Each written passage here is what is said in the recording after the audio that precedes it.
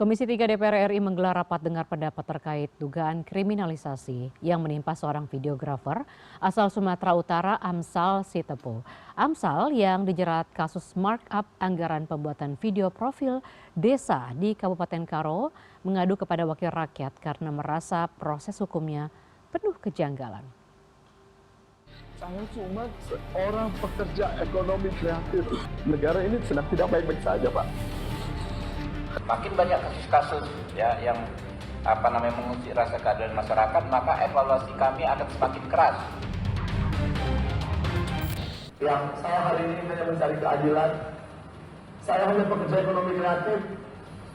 Yang saya takutkan jika hal ini terjadi, kami anak muda pekerja ekonomi kreatif di Indonesia akan takut untuk bekerja sama dengan pemerintah. Saya cuma mencari keadilan, Pak. Saya cuma pekerja ekonomi kreatif biasa, Pak. Saya nggak punya wewenang dalam anggaran, Pak.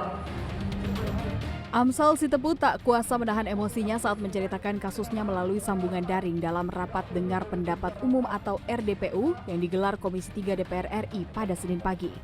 Amsal Sitepu yang berprofesi sebagai videografer ini dituntut 2 tahun penjara dalam kasus dugaan korupsi senilai 202 juta rupiah pada proyek video profil desa di Kabupaten Karo, Sumatera Utara. Amsal menegaskan dirinya adalah korban kriminalisasi dalam proyek tersebut. Kenapa harus dibayarkan? Tidak perlu saya dipenjarakan karena kejadian ini kami lakukan tahun 2020 juga saat pandemi hanya untuk bertahan hidup dan untuk mempromosikan Kabupaten Karo. Bisa dilihat dari sosial media saya.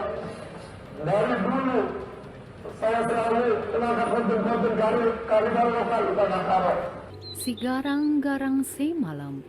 Alam budaya nan subur dikatulis. Dalam kasus ini, poin utama yang dipersoalkan adalah laporan hasil pemeriksaan atau LHP dari auditor yang kemudian diadopsi oleh Jaksa Penuntut Umum dalam surat tuntutan. Dalam laporan tersebut, sejumlah item pekerjaan teknis seperti ide kreatif, proses editing, dubbing, hingga penggunaan alat mikrofon seluruhnya dianggap tidak ada atau bernilai Rp0. Hal inilah yang kemudian membuat anggaran produksi seolah-olah menjadi markup atau penggelembungan dana. Dalam kasus ini, DPR menyoroti sektor videografi sebagai industri kreatif yang tidak memiliki standar harga baku. Ketua Komisi 3 DPR RI Habibur Rahman mengingatkan penegak hukum agar mengutamakan keadilan substantif dalam penanganan perkara. Harus mempertanggungjawabkan dalam pelaksanaan tugas. Kita ini kan mendapat amanah, mendapat kekuasaan ini kan sementara semua, ya. Kita harus lakukan yang terbaik dan harus bisa dipertanggungjawabkan. Ya. Pemberantasan korupsi itu bukan sekedar mencari jumlah kasus secara kuantitatif, ya, tapi juga menegakkan hukum secara kualitatif. Ya. Jangan sampai karena ngejar target, akhirnya yang kecil-kecil seperti ini dipaksakan. Ya. Kita akan koreksi terus, ya, dan tentu kita punya kewenangan konstitusional untuk ya, mengingatkan ya, institusi penegak hukum tersebut. Makin banyak kasus-kasus ya yang mengusik rasa keadilan masyarakat, maka evaluasi kami akan semakin keras. Menanggapi kasus ini, Kapus Penkum Kejagung Anang Supriyatna menjelaskan dalam perkara dugaan penyimpangan anggaran desa di Kabupaten Karo, total kerugian negara diperkirakan mencapai 1,8 miliar rupiah yang terbagi dalam sejumlah proyek dan pengadaan. Modus yang ditemukan diantaranya ada ketidaksesuaian antara rencana anggaran biaya dengan pelaksanaan di lapangan. Selain itu adanya pengadaan anggaran dalam sejumlah kegiatan termasuk biaya produksi dan editing. Modusnya seperti apa?